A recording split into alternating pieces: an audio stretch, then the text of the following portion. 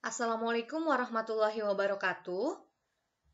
Pada pertemuan kali ini, kita akan melanjutkan pembelajaran mengenai tahap pengikhtisaran akuntansi pada perusahaan jasa.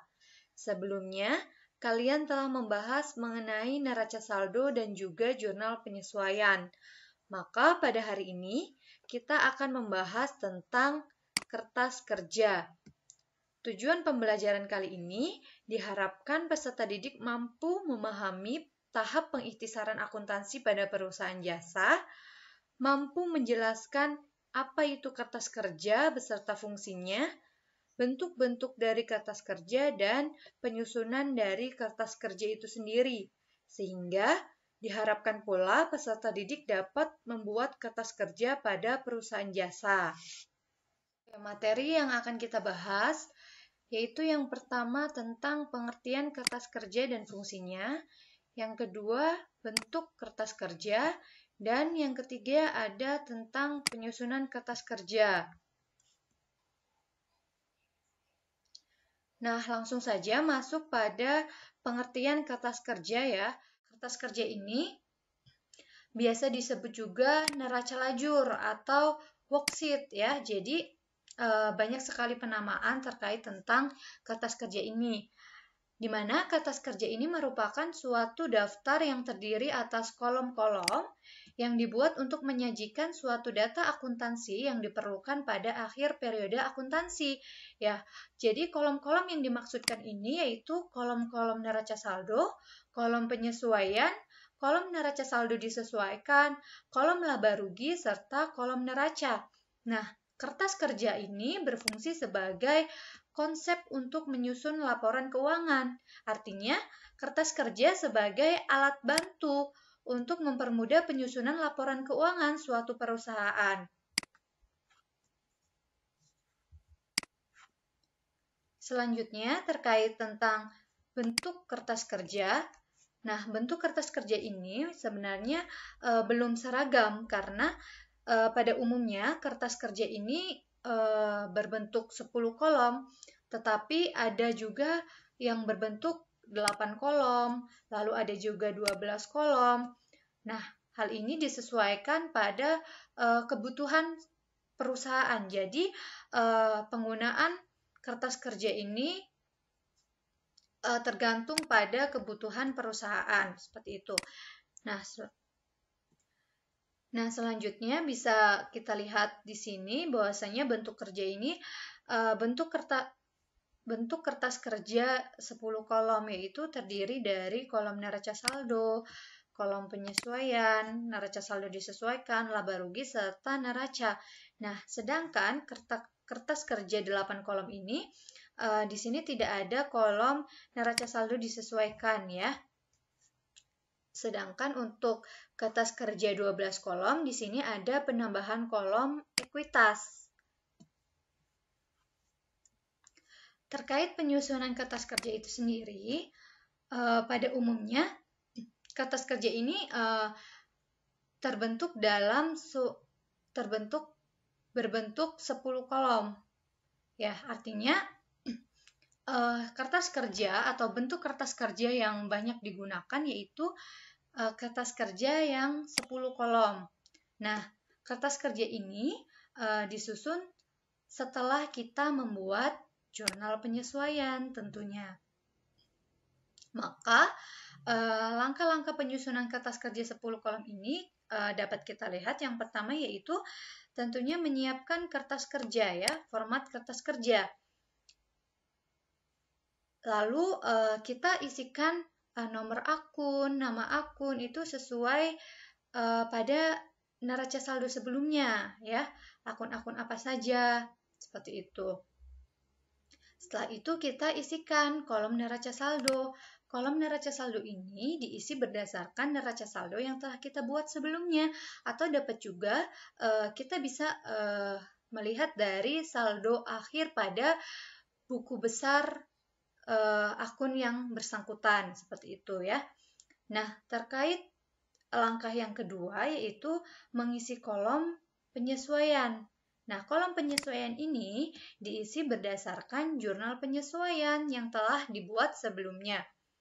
Langkah yang ketiga yaitu mengisi kolom neraca saldo disesuaikan dengan jumlah-jumlah yang diperoleh dari penggabungan kolom neraca, dan kolom penyesuaian ya. Kolom penyesuaian untuk masing-masing akun.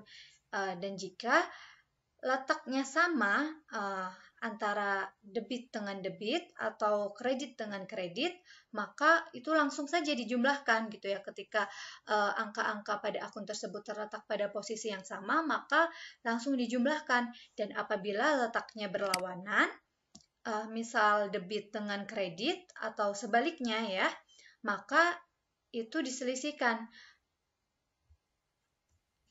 Nah, langkah yang keempat yaitu jumlah-jumlah dari kolom neraca saldo disesuaikan ini dipindahkan ke dalam kolom laba rugi dan kolom neraca ya. Kolom laba rugi dan kolom neraca. Kita pindahkan jumlah-jumlahnya atau angka-angkanya dengan cara yang harus kita perhatikan yaitu ini.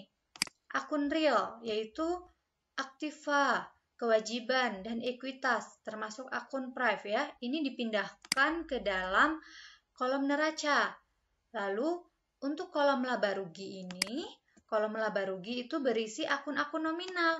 Akun nominal itu apa saja? Akun nominal itu terdiri dari akun pendapatan dan akun beban, seperti itu. Nah, yang selanjutnya yaitu menjumlahkan angka-angka atau nominal dalam kolom laba rugi ya, kemudian menuliskan selisihnya antara sisi debit dengan sisi kredit.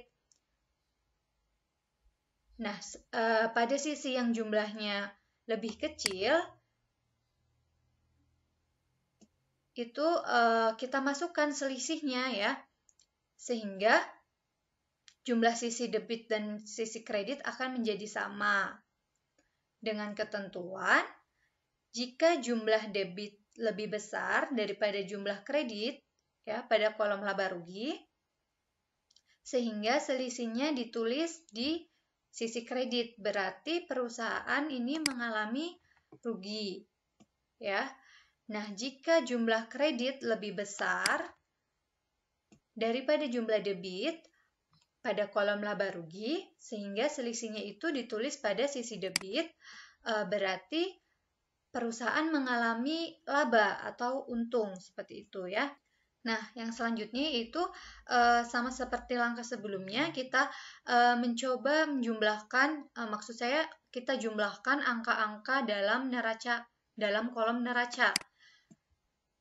Kemudian menuliskan selisih antara debit dan kredit di sisi jumlah yang lebih kecil juga, sehingga sisi debit dan sisi kredit jumlahnya menjadi sama. Nah, pastikan ya, yang harus kalian pastikan hasil selisih antara debit dan kredit ini dari kolom neraca harus sama dengan hasil selisih antara sisi debit dan sisi kredit dari kolom laba rugi, sehingga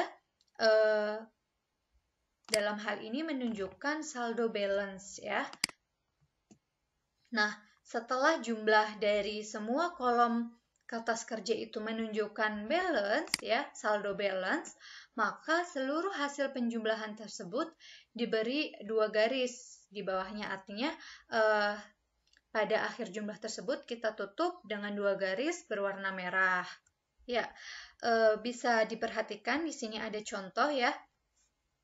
Diketahui bahwasannya ini merupakan neraca saldo dari perusahaan jasa laundry Mewangi ya.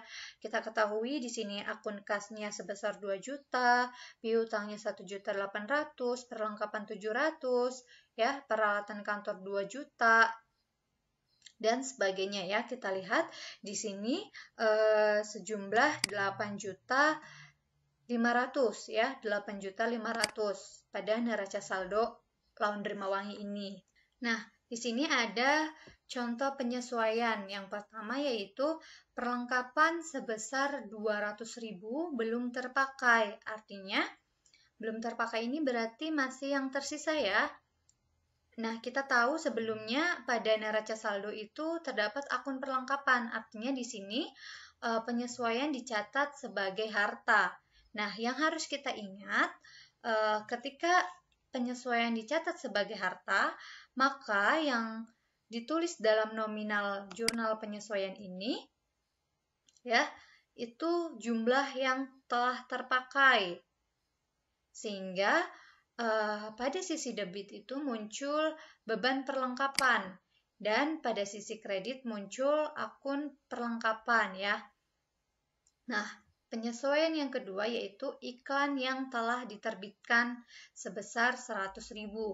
Kita tahu bahwasannya pada neraca saldo sebelumnya terdapat akun beban iklan, artinya di sini pendapatan dicatat sebagai beban. Nah, ketika pencatatan dicatat sebagai beban, maka nominal pada jurnal penyesuaian yang harus kita tulis yaitu maksud saya nominal yang harus ditulis pada jurnal penyesuaian yaitu sebesar jumlah yang masih tersisanya.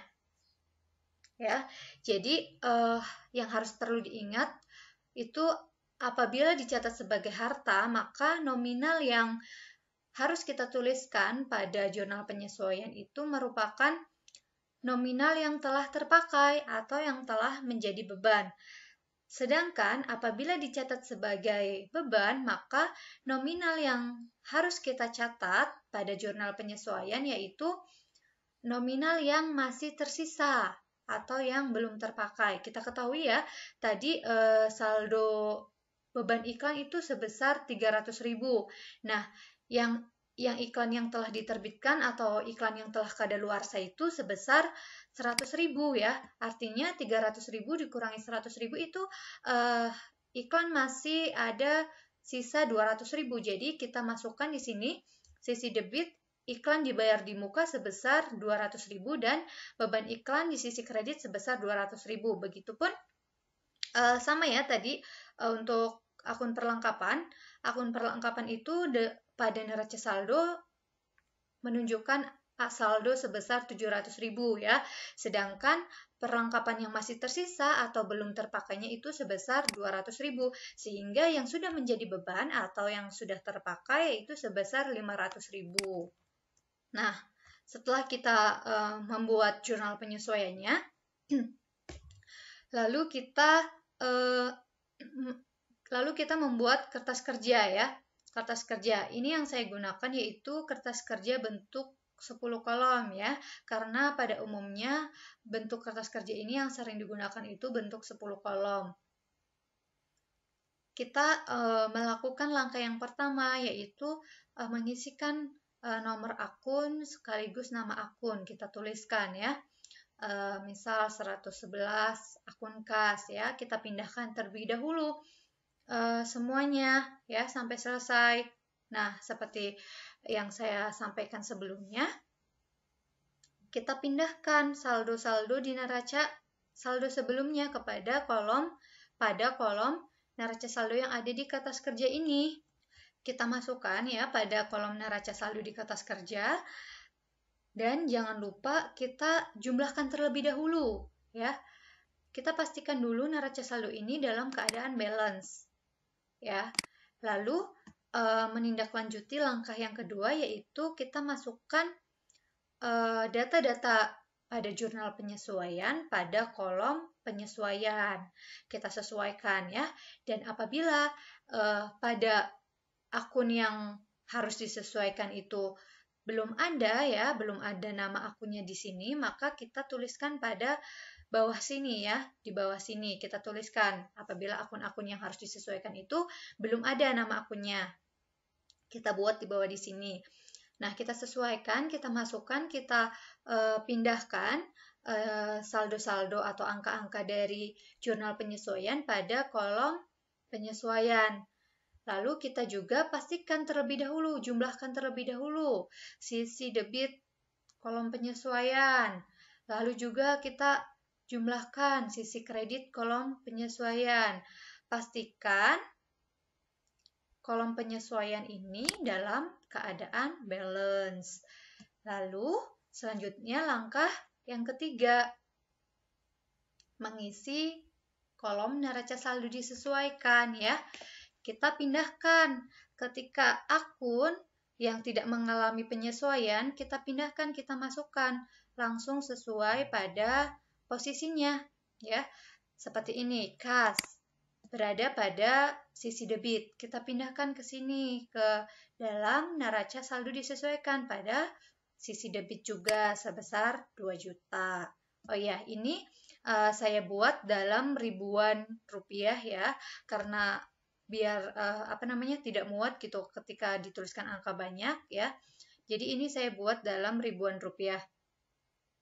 Lalu selanjutnya juga ada piutang usaha sebesar 1.800.000 pada sisi debit.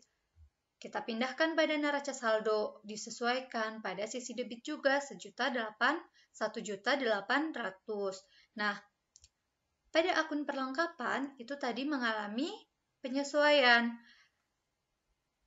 Akun perlengkapan menunjukkan saldo sebesar 700.000 pada neraca saldo ya. Nah, pada jurnal penyesuaian tadi, akun perlengkapan berada di sisi kredit. Ada di sisi kredit sebesar 500.000. Nah, artinya letak posisi ini berlawanan ya antara debit dengan kredit, maka langsung saja diselisihkan. 700.000 dikurangi 500.000. Nah, hasilnya kita pindahkan di sisi yang terbesar. Artinya selisih dari 700 dan 500 itu sebesar 200 kita pindahkan pada sisi debit karena saldo ini menunjukkan lebih besar pada sisi debit. Nah, kita selesaikan semuanya, kita pindahkan ya akun-akunnya.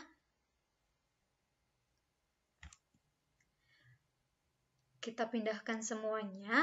Nah, apabila nanti posisi debit lalu di neraca saldo dalam posisi debit, lalu pada penyesuaian juga pada posisi debit, maka langsung dijumlahkan ya nanti untuk di kolom neraca saldo disesuaikannya. Nah, setelah kita memasukkan semua data-data dari jurnal penyesuaian, kita masukkan semua ke dalam neraca saldo disesuaikan ya. Kita pastikan juga posisi neraca saldo disesuaikan itu harus dalam keadaan balance terlebih dahulu ya. Harus dalam keadaan balance. Nah, selanjutnya kita mengisi kolom laba rugi. Kita harus ingat ya bahwa kolom laba rugi ini berisi akun-akun nominal, sedangkan kolom neraca berisi akun-akun real. Nah, untuk meminimalisir terjadi tidak balance gitu ya, saldo tidak balance, maka kolom neraca saldo, kolom penyesuaian, lalu juga kolom neraca saldo disesuaikan, alangkah lebih baiknya diselesaikan terlebih dahulu. Artinya kita jumlahkan terlebih dahulu antara sisi debit dan sisi kreditnya ya. Kita hitung ke bawah terlebih dahulu, kita jumlahkan gitu. Kita pastikan ketiga kolom ini dalam keadaan balance gitu. Nah, untuk kolom laba rugi dan kolom neraca ini kita bisa mengerjakan sekaligus, artinya ke samping. Kita bisa sekaligus mengisi kolom laba rugi dan kolom neraca berdasarkan akunnya. Di sini akun kas, langsung kita pindahkan akun kas pada sisi debit sebesar 2 juta masuk ke dalam neraca, kolom neraca. Lalu selanjutnya ada piutang usaha, perlengkapan ya, lalu peralatan kantor, utang usaha, prive gitu ya. Ini akun-akun real. Jadi kita masukkan langsung ke dalam kolom neraca. Nah, pada kolom laba rugi seperti akun nominal pendapatan jasa kita masukkan pada sisi kredit mengikuti pada kolom neraca disesuaikan. Neraca saldo disesuaikan sebelumnya karena di sini pendapatan jasa terletak pada sisi kredit ya. Kita masukkan di sini pada sisi kredit. Lalu selanjutnya kita masukkan akun-akun nominal dari akun-akun beban ya. Kita masukkan semua sesuai pada sisinya di debit, seperti itu.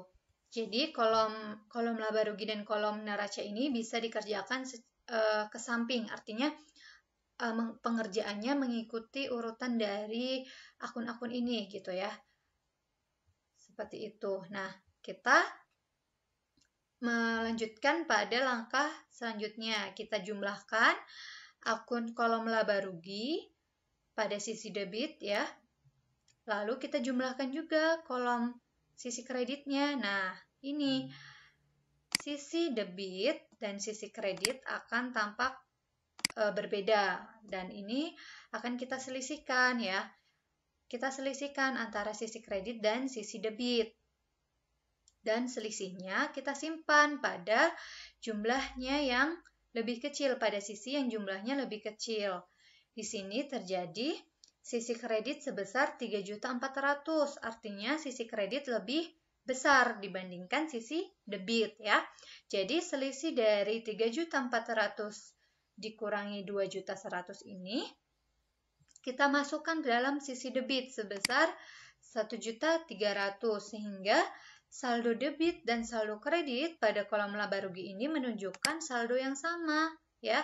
Dan perlu diingat, ketika posisi sisi kredit ini lebih besar jumlahnya dibandingkan sisi debit, artinya perusahaan dalam keadaan laba atau mengalami keuntungan.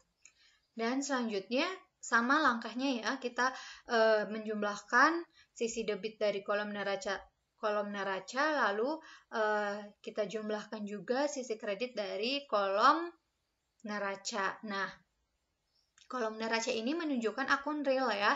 Jadi kita jumlahkan akan terlihat kolom sisi debit lebih besar dibandingkan kolom sisi kredit. Nah, kita selisihkan antara jumlah kedua sisi ini. Kita simpan selisihnya pada kolom yang berjumlah lebih kecil seperti sebelumnya ya, selisihnya. Dan kita harus pastikan selisih antara kolom neraca ini ya harus sama dengan selisih pada kolom laba rugi, sehingga ketika jumlah selisih ini sama maka dikatakan balance ya. Nah, pada kolom neraca ini akan terlihat posisi debit lebih besar dibandingkan posisi kredit.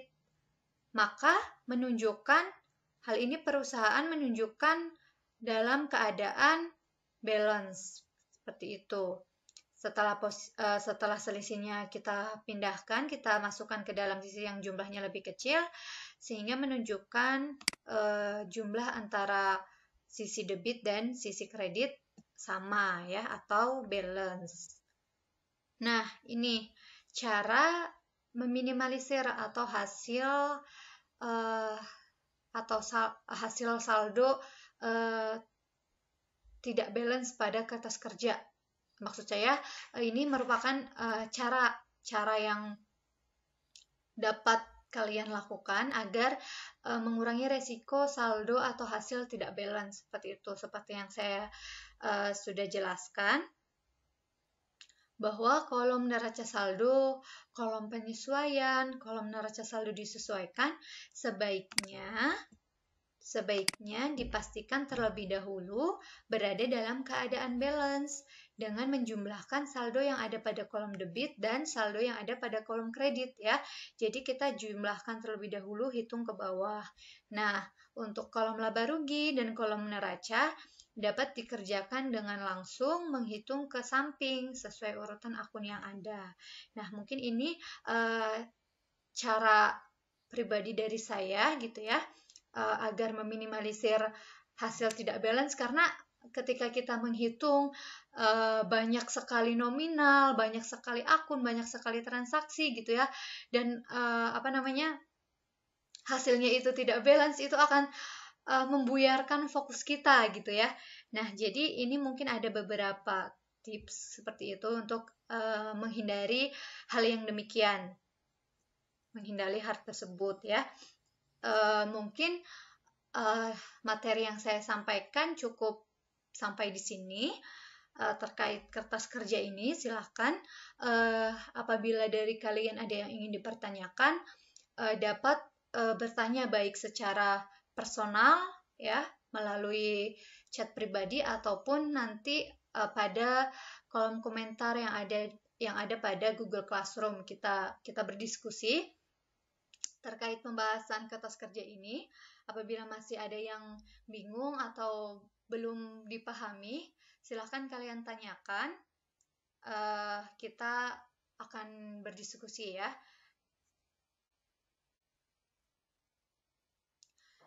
Untuk itu, saya cukupkan.